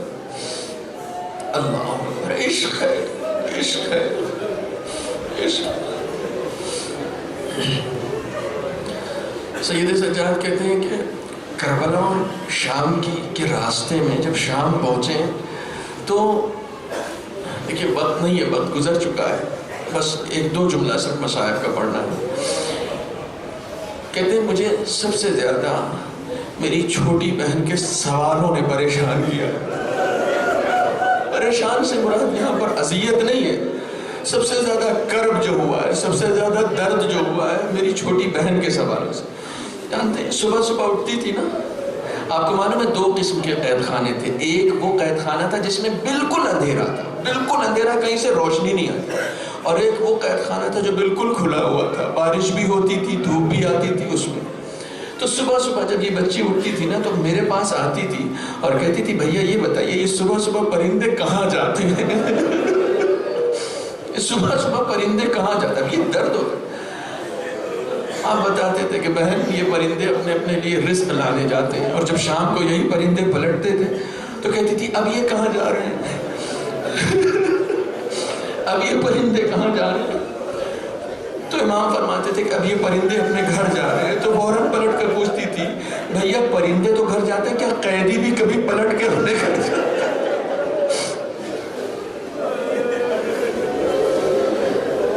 کیا کبھی قیدی بھی پلٹ کر اپنے گھر جایا کرتے ہیں. اللہ اللہ. امام نے بہت سارے درد سہے, بہت سارے درد سہے. ایک درد جو سب سے زیادہ کربناک تھا سید سجاد کے لیے, میں کون سا درد سناؤں, سب سے زیادہ سید سجاد, کبھی کبھی شرعی مسائل کو بتانا کتنا سخت ہو جاتا ہے. جس وقت حسین کی 4 سالہ بچی اس دنیا سے رخصت ہو جاتی ہے اور غسل دیتے دیتے اچانک جناب زینب اٹھ کے آتی ہیں اور پوچھتی ہیں بیٹا سید سجاد یہ بتاؤ سکینہ کا کرتا اتارنا ہے یا کرتا سفید.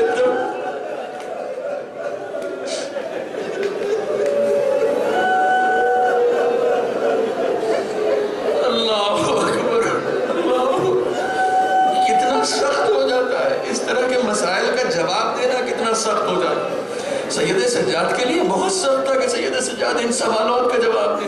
لیکن ہاں جب سید سجاد کو زہر دیا گیا ہے, ولید ابن عبد الملک شام کی طرف سے جب زہر دیا گیا ہے سید سجاد کو, تو کسی نے کہہ دیا آقا آپ پریشان نہ ہو, آپ کے جنازے کو ہم بہت شان کے ساتھ اٹھائیں گے. امام نے منع کر دیا, خبردار کسی شان و شوکت کے ساتھ میرے جنازے کو نہ اٹھانا. میرے بابا کا لاشا 3 دن تک بے گور و کفن کربلا میں پڑا. 3 دن تک بے گور و کفن میرے بابا کا لاشا پڑا ہوا تھا. کسی شان کے ساتھ نہ اٹھانا. مگر ہاں امام باقر نے ضرور فرمایا تھا کہ جب میرے بابا کا لاشا اٹھانا تو ذرا تابوت کو آہستہ اٹھانا, کیونکہ میرے بابا کے زخموں کے نشانات بھی باقی. مگر حائر مظلومیت حسین 3 دن تک بے گور و کفن لاشا رہنے کے بعد بھی جب اسی سید سجاد نے اپنے بابا کے لاشے کو قبر میں اتارا تھا تو ایک دکھیاری ماں نے کہا تھا